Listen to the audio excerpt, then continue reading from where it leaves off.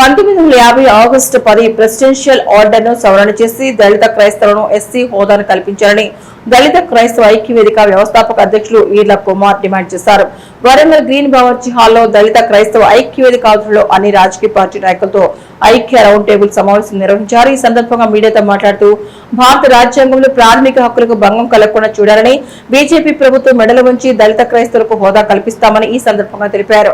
దళిత క్రైస్తవులకు తక్షణమే ఎస్సీ హోదాను కల్పించాలని లేని ఎడలో మీ ఉద్యమాన్ని ఉధృతం చేస్తామని హెచ్చరించారు.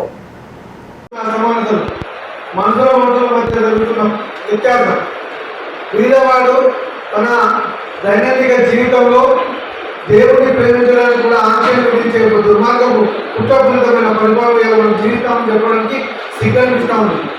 ఓదికు 100 సంవత్సరాల స్వాతంత్ర సంబరాలు జరుపుకునే తరుణంలో ఇలా కులాల మధ్యలో మతాల మధ్యలో చిచ్చు పెట్టుకుంటూ ఓవైపు మణిపూర్ మచ్చ మాయగా ఉండే ఇలా భయభ్రాంతులకు గురి చేసుకుంటూ సుప్రీంకోర్టు ఒక తీర్పు ఇవ్వడం నిజంగా కూడా చాలా బాధాకరం. దేవుడిని పొందడానికి కూడా ఆంక్షలు ఏ మతమైనా కూడా హిందువులో అని చెప్పి గొప్పగా చెప్పుకునే బీజేపీ ఇలా తిరుపతి గుడిలో ఒక ఎస్సీ అతన్ని టీటీడీ చైర్మన్ చేయగలదని చెప్పి సూటిగా ప్రకటిస్తా ఉన్నా. అట్లనే ఎవరైతే రాజకీయాల కోసం అన్ని మతాలు రాకుండా ఉన్నారో ఇది తగిన మంచి చర్య అయితే మాత్రం కాదు. ఒకటి మిత్రులారా, ఎప్పుడైతే మనం సంఘటితం కావో ఎప్పుడైతే వెళ్ళిపోతామో ఆ రోజు మనం ఓడిపోతాం. ఇలా సుప్రీంకోర్టు తీర్పు ఇచ్చి కింది రోజు వరంగల్ చాలా చారిత్రాత్మకమైన గడ్డ. క్రైస్తవ సోదరులు అందరూ ఒక దగ్గర జమ అయ్యి ఎందుకు దీన్ని ఖండించలేదని చెప్పి ఇది మన ఓటమి కాదా, ఇది మన బాధ్యత కాదా? నేను నా మిత్రులందరినీ అడిగా, అంటే సుప్రీంకోర్టు తీర్పు ఇచ్చి కింది రోజులు పార్టీలో చాలా పెద్దది, నీకు ఎవరో నాయకులు వచ్చి కాంగ్రెస్ బీజేపీ రిపబ్లిక్ టీఆర్ఎస్ వచ్చి చెప్పుడు కాదు. క్రైస్తవులు జరిగే అన్యాయాలు మన జరిగే అన్యాయం మీద మీరు ఎందుకు ప్రకటించారు, మీరు ఎందుకు గొంతు విప్పారని చెప్పి చాలా మందిని అడిగిన. మరి కూడా ఒకటి గమనించండి, కేఆర్ నాగరాజు అయినా కరీం కాంగ్రెస్ కరీం అయినా మన దళిత సోదరులు ఓటైతేనే ఈవేదో కొండ సురేఖైనా నాయన రాజరెడ్డి దళితులు ఓటైతేనైనా మంత్రులు ఎమ్మెల్యే లేదు. ఫస్ట్ మీరు అందరూ కలిసి వాళ్ళు నిలదీయండి. మాకు ఇంత అన్యాయం జరుగుతున్నప్పుడు మీరు ఎందుకు నోరుతారు? రేపు కూడా ఓట్ల కోసం మా ఇంట్లో ఎట్లొస్తారు, మా చర్చలో ఎట్లా ప్రేరణ చేస్తారు? ఆ రోజు ఓట్ల కోసం ప్రేరణ చేస్తున్నారు. ఎమ్మెల్యే లేదు, అధికారం ఉన్నోనే వెళ్తారు. నేను కాంగ్రెస్ పార్టీ అయినా మా నాయకులను కూడా అడగండి, వాళ్ళని భాగస్వామ్యం చేయండి. మనందరం కూడా కలిసి ఇది సాధించుకునే ప్రయత్నం చేద్దాం. దయచేసి మీరు కూడా గమనించాలి. దీపావళి కారణంగా ఫస్ట్ టైం ఇండియాలో క్రిస్టియన్ సొసైటీ అని చెప్పి ఒకటి ఏర్పాటు చేసి దానికి ఒక చైర్మన్ చేసి దానికి దీపావళి కాంగ్రెస్ నియమించింది. మీరు అందరూ ఆయన భాగస్వామ్యం చేయండి. కాంగ్రెస్ పార్టీ వ్యక్తిగతంగా కాదు, Congress party are you Congress party ఒక చిన్న అను కాంగ్రెస్ పార్టీ క్రిస్టియన్ సపోర్ట్ చెప్పమని చెప్పి తీర్మానం చేసింది.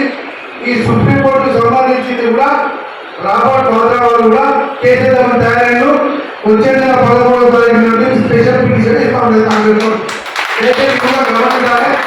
ఈ కార్యక్రమం మనం పెట్టుకోవడం కాదు, అందరం ఒక గ్రూప్ అయి అన్ని 12 నియోజకవర్గాలు ఒక వ్యక్తిని తీసుకొని 12 మంది ఒక టీడీగా పెట్టుకొని అన్ని నియోజకవర్గాల కార్యక్రమాలు చేసి ముందు కార్యాచరణను మీరు ప్రకటించండి. మీకు కాంగ్రెస్ పార్టీ అండగా ఉంటుంది.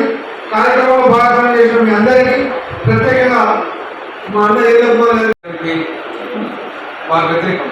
ఎందుకంటే రాజ్యాంగమే ఉన్నతమైంది. ఇలా రాజ్యాంగంలో ఎక్కడా కూడా ఈ రాజ్యాంగంలో ఎక్కడ కూడా హిందూ దళితులకు మాత్రమే రిజర్వేషన్ ఇవ్వాలని లేదు.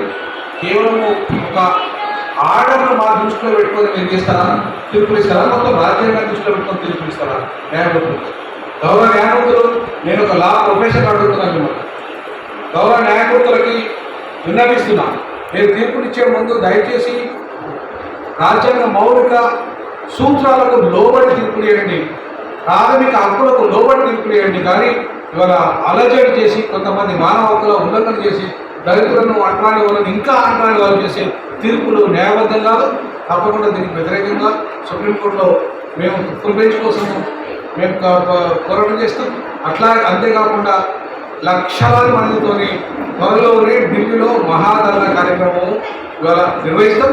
దానికి సిద్ధంగా ఉండాలని చెప్పేసి మోడీ ప్రభుత్వాన్ని మెడలు బంచైనా సరే మేము దళిత క్రైస్తవ ఎస్సీ హోదా సాధించి తీర్థం.